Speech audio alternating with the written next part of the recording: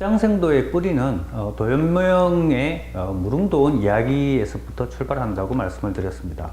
어부가 물고기를 잡기 위해서 이렇게 강을 따라가다가 우연하게 발견된 곳이 이제 도원이죠.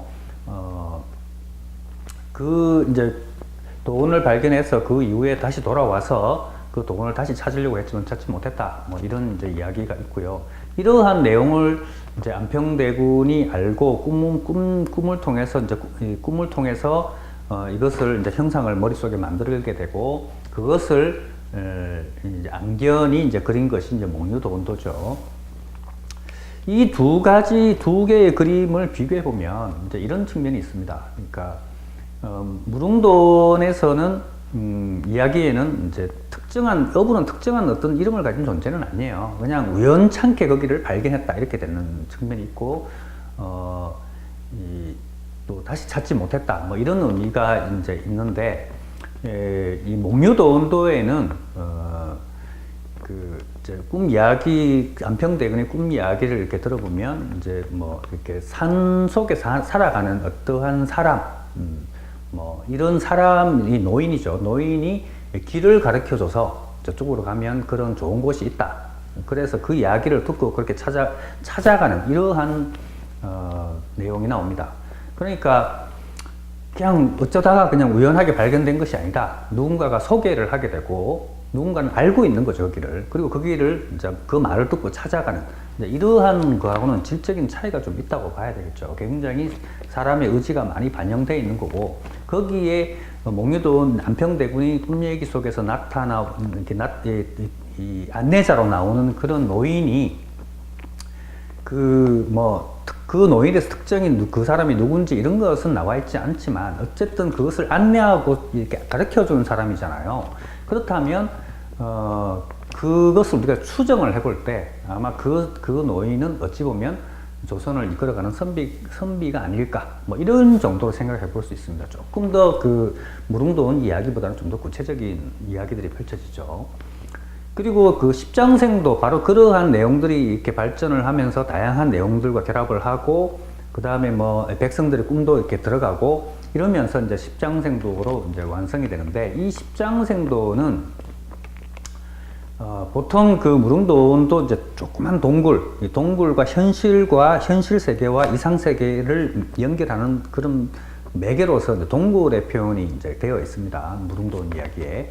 마찬가지로 그 목류도원도에는 좁은 동굴을 들어갔다 이런 표현은 없는데 괜히 깊은 골짜기를 이렇게 아주 헤매다가 들어갔다 뭐 이런 식으로 표현을 하고요. 그림 속에는 뭐 동굴 비슷한 모습들로 이렇게 표현이 되어 있습니다. 그러니까 결국은 이제 현실이라는 부분과 그 다음에 이상 세계를 연결시키는 그러한 매개로서의 동굴이나 골짜기들을 이제 이렇게 표현을 하고 있는데, 십장생도는 그러한 현실 세계가 존재하지 않습니다. 현실 세계를 표현하는 것이 아니라 대부분 그 흔히 말하는 도원, 이상세계죠. 동굴을 통해 가지고 들어온 세상을 표현하는 것이죠. 이 그림을 해서 보자면 여기 이제 동굴이 표현되어 있습니다. 이 동굴이 이제 동굴 저 바깥쪽이 이제 현실 세계고 여기는 동굴이 안쪽을 이제 표현하는 것이죠. 이 전체가 이상 세계를 뜻하는 거죠. 그림에 따라서는 여기에 사슴들이 동굴 속에서 이렇게 나오는 모습으로 표현되어 있기도 하고요. 또 동굴은 또 신비한 느낌, 마치 이렇게 뭐 정글도 아닌데 이렇게 뭔가 식물들이 쭉쭉 늘어지는 이런 식으로 많이 표현되어 있습니다.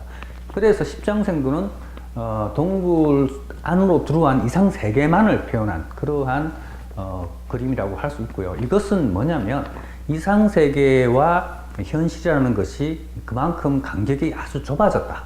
이런 것을 이제 의미할 수 있겠죠. 뭐 정확하게 어떠한 근거를 가질 수는 없습니다만 대부분 우리가 지금 보고 있는 십장생도는 18세기를 전후로 해서 창작된 걸로 추정을 합니다. 이 그림이라고 하는 것이 사실 그렇게 오랫동안 보관되기가 상당히 어려워요. 뭐 한 200년 가량도 대단한 것이죠. 그리고 특히 이제 조선은 일제 침탈에 의해서 망했기 때문에 도화서가 해체되는 과정에서 거기에 있는 그림들이나 이런 것들이 다 뿔뿔이 이제 폐기되거나 혹은 훔쳐가거나 외부로 유출되면서 정작 우리나라에 남아있는 그림들이 많지 않은 이런 측면도 있죠. 그 17세기, 18세기가 사실은 이제 조선시대 후기에 가장 전성기였다라고 볼 수 있습니다. 특히 이제 이런 십장생도의 그림들은 이렇게 뭐 사슴이나 학이라든가 혹은 거북이라든가 혹은 복숭아 뭐 이런 요소들이 어찌 보면 중국의 청나라죠. 청나라의 어떤 도교적인 문화들이 도교적 상징들 이런 것들도 이제 일부 수용을 해가면서 이제 만들어졌다고 얘기를 할 수 있겠죠. 몽유도 온도가 채색화가 아니고 수묵화하면서 그리고 계암계석들만 이루어진 거하고는 굉장히 이렇게 그 화면 구성이라든가 이제 좀 차이가 많이 있습니다. 굉장히 풍부해졌다고 볼 수 있겠죠. 아무튼 그러한 흔히 우리가 영종조 시대라고 하는 그런 시대적 흐름이라든가 철학적 흐름하고도 아주 밀접한 관련을 가지고 있다고 할 수 있겠습니다. 이후에 조선이 이제 망하면서 외세의 침략이라든가 내부 모순들을 해결해 가지 못하는 그러한 과정을 거치면서 조선은 일본의 식민지가 되고, 그런 과정에서 이 십장생도는 이제 은폐되거나 폐기되고 더 이상 그려지지 이제 않게 되죠. 그 안중식이라고 하는 도화서 하원 출신의 화가가 있습니다. 이 사람은 그 조선이 망하는 시기부터 시작해서 조선 시대부터 시작해서 대한제국 시절 혹은 그 조선이 망한 이후까지 이제 살았던 사람인데 1881년에 중국의 청나라에 이제 국비로 이렇게 어떤 유학생들이 사신단이 만들어져요. 영선사라고 하는 사신단이 만들어지는데 20세, 20살, 21살의 나이로 거기를 따라가서 한 1년 동안 이제 청나라에서 이제 뭐 여러 가지 문명을 배우고 익히고 돌아온 사람이 있습니다. 안중식입니다.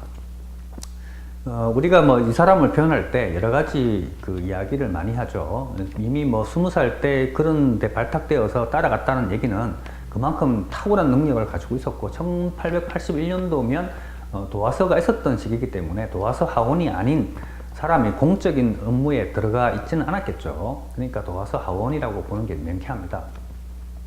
그리고 흔히 말하는 이제 안견, 몽유도 온도를 그린 안견이 안평대군의 화가였다면 또 겸재정성 같은 경우는 영조하고 아주 밀접한 관련을 가진 영조의 화가라고 할 수 있고요. 단원기몽도 같은 경우는 정조와 아주 밀접한 관련을 가지고 있는 정조의 화가라고 할 수 있는데 이 신전 안중식은 고종과 밀접한 관련을 가지고 있는 고종의 화가다라고 이렇게 규정을 할 만큼 사실 정치의 중심에 들어가 있었고 또 고종과도 밀접한 관련을 가지고 있었습니다. 실제로 그 고종이 1919년에 죽는데 안중식도 그 1919년도에 만세운동이 일어났던 시기죠. 19년도 이제 겨울에 돌아가게 되죠. 이 안중식은 그래서 그 뭐 조선이 망하고 그 다음에 그 이후에 뭐 서야협회도 만들어지고 이제 도화서가 없기 때문에 왕실에서 지원하는 그런 미술협회들이 만들어지고 그런 미술협회에 중요한 역할을 하고요. 그 제자들이 이 한국화의 이제 이 근대 현대 한국화의 뿌리가 될 만큼 굉장히 중요한 역할을 하게 됩니다. 그러니까 우리나라 현대 한국화를 얘기할 때 이제 안중식을 빼고 이야기할 수는 없겠죠. 제가 왜 이 안중식 얘기를 많이 하냐면 안중식이 그린 1913년도죠. 1913년도면 이미 이제 일제 식민지 시절입니다. 조선 총독부가 이제 설치되고 1910년도에 이제 경술국치를 맞이하면서 이렇게 일제 식민지로 들어가 있는 시기죠. 이때 그린 그림 중에 도원 문진도라는 그림이 있습니다. 안중식이 그 도화서 하원으로서 무슨 십장생도를 모르거나 그러지는 않았을 텐데 십장생도가 또 이렇게 무릉도원 이야기하고 쭉 이렇게 연결되어 있다는 사실도 뭐 직감적으로 알았겠죠. 그림을 해보다 보면. 그런데 안중식이 그린 도원 문진도라고 하는 그림은 무릉도원 이야기, 처음에 얘기했던 그 도연명의 무릉도원 이야기를 소재로 해서 그린 겁니다. 그러니까 도원 문진하면 도원이라는 건 무릉도원할 때 그 도원이 복숭아 밭이 있는 그러한 이상세계고 문은 입구란 뜻이겠죠. 진은 뭐 우리가 뭐 포구라든가 항구를 얘기하는 조그만 강어기, 뭐 강배를 댈 수 있는 뭐 이런 건데, 그러니까 그림의 전체 내용이 어부가 그 이상세계를 들어가는 그 입구에 이렇게 있고 그 위로 이렇게 도원이 펼쳐지는 그러한 채색화입니다. 그러니까 수묵화도 아니고 안중식은 이 궁중하원으로서 그 궁중화법을 배웠기 때문에 채색화로 이제 그림을 이렇게 그리게 되죠. 아주 유려하게 그려져 있고요. 그림을 보면 참 아련합니다. 이렇게 채색으로 이제 좀 앞쪽에는 선명하게 그리고 뒤쪽은 좀 흐릿하게 그려가지고 이렇게 거리감도 좀 냈고요. 근데 이제 뒤쪽에 펼쳐지는 그 도원의 느낌이 아주 아련한 느낌을 좀 줍니다. 현실감보다는 이상적인 느낌이 더 많이 들고요. 뭐 어쨌든 산들이 비축비축하게 돼 있고 뭐 그런 건데, 뭐 우리가 무릉도원 이야기하고는 달리 이제 좀 한국적인 조선의 방식에 맞는 느낌도 조금 있어요. 이제 뭐 앞쪽에 이제 소나무를 좀 많이 그린다든가 하는 요소들은 조금 그 십장성도의 요소라든가 또 우리 그림의 요소하고 좀 비슷한 그런 내용들이 있고, 또 어떤 부분은 또 상상으로 그린 부분들은 남종화의 요소도 좀 끼어 있고, 뭐 여러 가지 그 합법에 관련된 거는 좀 복잡한 얘기이기 때문에, 아무튼 제가 말씀드리려고 하는 것은 조선이 망하고 나서 조선의 이상세계를 안중식은 그릴 수가 없었습니다. 조선이 망했기 때문이죠. 앞에서 언급했다시피 이상적 가치가 담겨 있는 그림이라고 하는 것은 그 모든 그 조선시대의 가치가 총합되어 있는 것이기 때문에 많은 그 조선시대 사람들이 그 그림을 통해 가지고 그 나라가 추구했던 가치를 이렇게 공유를 하게 되죠. 그러니까 조선이 망한 이후에 망했고 일본이 조선의 가치를 없애기 위해서, 일본 제국 쪽을 없애기 위해서 그 십장생도의 가치를 훼손시키게 되고 그런 걸 더 이상 창작하지 못하게 이제 하는 것이죠. 그런 상황에서 뭐 어찌 보면 안중시도 이미 이제 망국 나라가 망했고, 그런 상황에서 새로운 어떠한 세계를 꿈꿀 수밖에 없었다라고 볼 수 있고요. 바로 그러한 새로운 꿈을 꾸는 것, 그런 꿈을 꾸는 과정에서 다시 이 무릉도원 이야기를 끄집어내서 이상세계를 찾아가는 그러한 이제 모습을 그린 것이 아닐까, 이렇게 이제 생각을 해볼 수 있겠습니다. 지금까지 이 십장생도에 대해서 다양한 이제 이야기를 해왔는데, 우리가 이제 21세기 지금에 와서 이런 십장생도를 다시 한번 언급하고 다시 재조명을 하는 것은 이것이 과거의 그림이니까 과거의 우리 그림을 알아야 한다, 뭐 이런 측면보다는 모든 과거는 바로 현실과 지금 현재와 미래의 가치에 도움을 줄 수 있을 때 의미가 있지 않겠습니까? 우리가 이미 지나가 버린 과거를 다시 되새김질해서 뭐 하겠습니까? 그것이 현실이나 우리의 미래를 밝히지 못한다면. 그래서 우리가 여기서 생각해 봐야 될 부분들은 뭐냐면, 조형적인 측면들은 빼고요. 이게 이제 이 어떤 내용적, 미학적 가치를 얘기해 본다면, 과연 우리가 앞으로 살아가야 될 세상, 꿈꿔야 될 세상은 뭔가라고 하는 부분과 연결되어 있는 것이죠. 앞에서 조금씩 언급을 했습니다만, 지금 살아가는 사람들이 꿈이 단순하게 잘 먹고 잘 사는 것만인가? 아니면 풍족하게 돈을 쓰고 회원과 사치를 부리는 것인가? 아니면 떵떵거리면서 남을 약올리고 이렇게 뭐 그러한 어떠한 삶인가?